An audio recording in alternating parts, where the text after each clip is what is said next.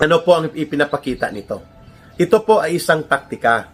Gimmick po ito nila Marcos at Romualdez na kunwari, iba't ibang sektor, iba't ibang grupo, iba't ibang organisasyon. Pero iisa lang po ang tuhog nila.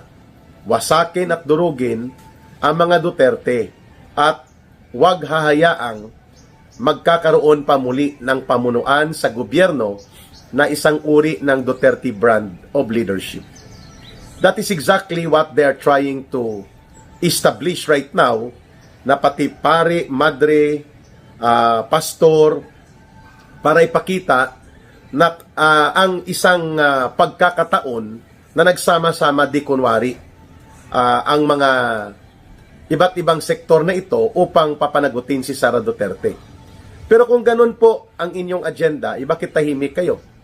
At walang ginagawang hakbang para papanagutin ang totoong mastermind sa pinakamalala na krimen ng pandarambong sa kasaysayan ng ating bansa, sila Marcos at si Romualdez.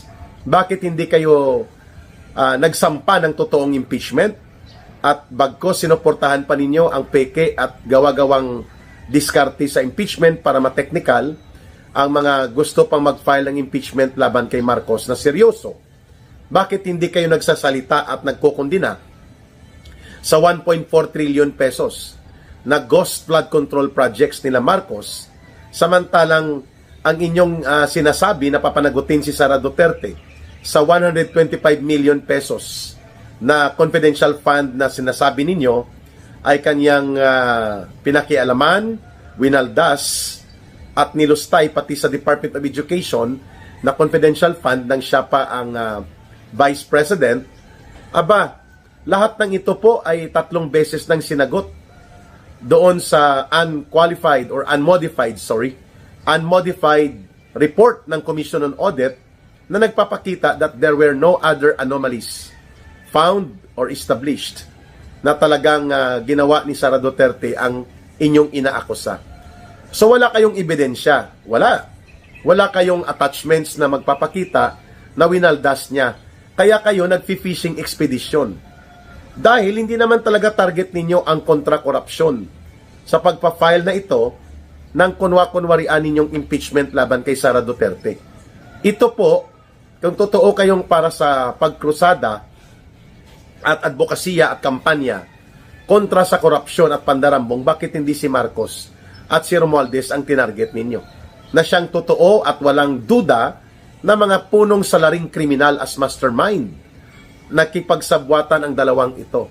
Tahimik kayo sa limpak-limpak at mali-maleta na mga pera na idinideliver nila Saldico, nila Sergeant Gutesa at marami pang iba tungkol sa winaldas at kinurakot na pundo sa utos ni Marcos at ni Romualdez.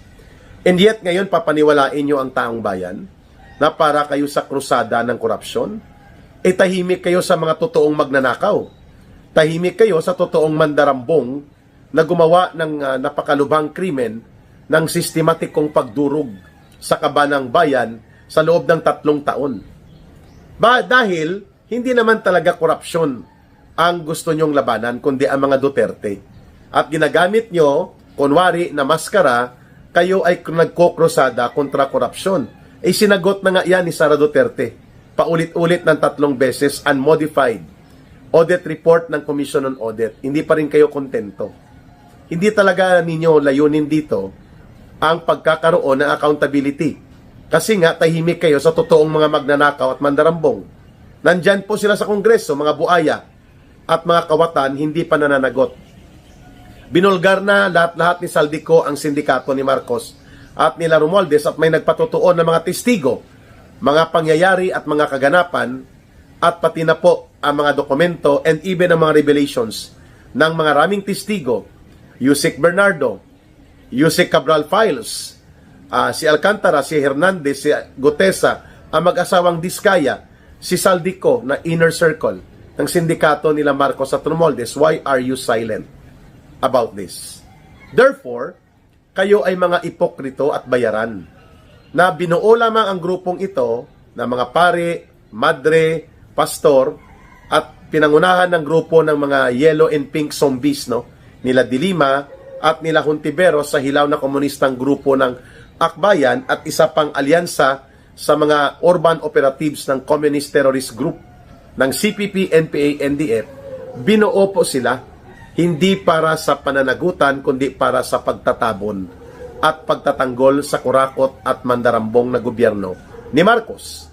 At pangalawa, bakit nila ginagawa ito kay Sara Duterte? Dahil takot na takot po ang mga grupong ito, kagaya ng Akbayan, mga hilaw na komunista, Yellow and Pink Zombie ni De Lima at nila Trillanes, ang CPP, NPA, NDF, sila Marcos, takot na takot po sila na mangibabaw muli sa isang hayag, lantad at honest, objective and makatotohanan ng eleksyon.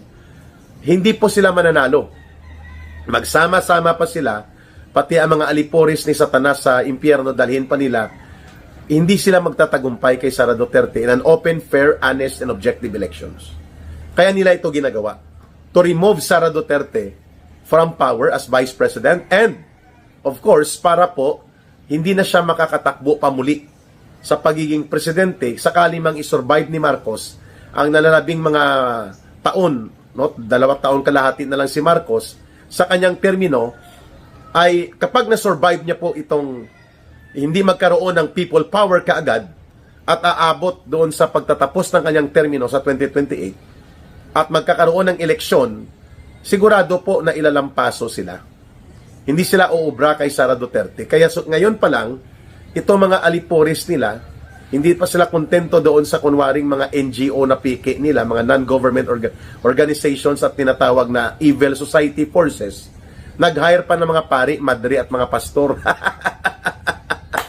Sabi na Tornito Pasio, dapat binitbit nyo na ang gang ni Satanas at ginawa nyo na rin complainant laban kay Sara Duterte. Okay din to mga birada ni Attorney Perdito Pasio, ano, mga kababayan.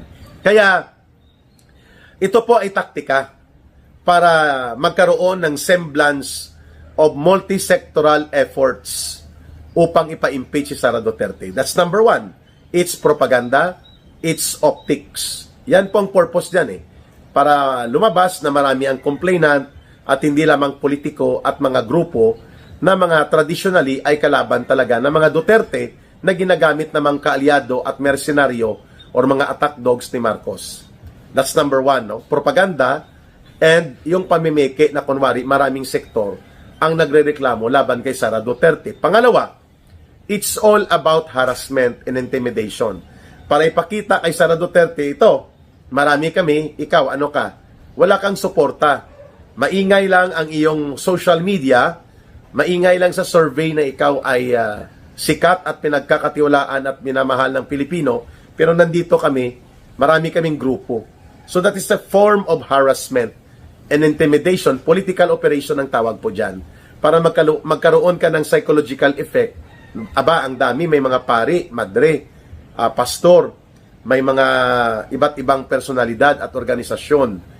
That is a tactics of dumog. No? Taktika po yan ng dumog. Nire-wrestling ka, kaliwat kanan, upang ikaw ay pahinain. Eh, hindi naman ako naniniwala na mahina ang loob ni Sara Duterte. Sapagkat kung katotohanan ang pinangahawakan mo at pinapanindigan mo ang tama at hindi ka nag-aalangan na isiwalat ang katotohanan, hindi ka matatakot. Kasi ang issue nila, Merigris Piatos, Kiko Chapman, whatever it is, mga names, sinagot na nga sila ilang beses pa ng mga intelligence officers ng Armed Forces of the Philippines, ng security sector, that the use of alias names or code names sa mga confidential items and expenditures are allowed sapagkat yan ay covert, discreet operations that need protection and security. Hindi pa rin nila tatanggapin yun. E di kung busisiin nyo ang lahat ng confidential fund, then do it to all.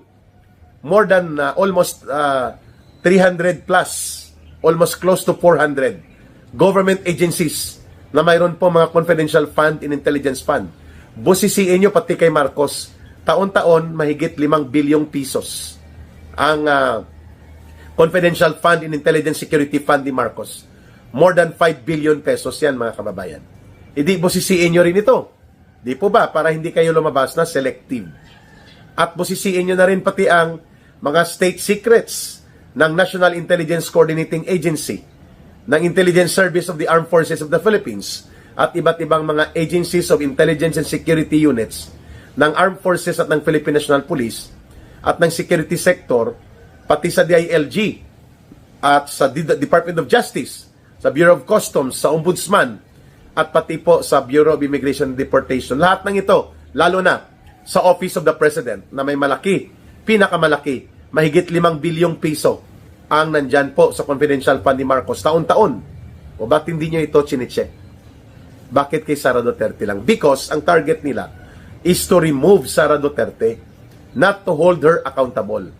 The impeachment operations na inilulunsad ngayon, itong pinakamarumi, pinakabaluktot na impeachment process, kung kaya nga nireview ito ng Korte Suprema at eventually nabasura ito at pati na po ang appeal ng House of Representatives ay ibinasura na rin ng Korte Suprema dahil una sa lahat binaluktot ang proseso.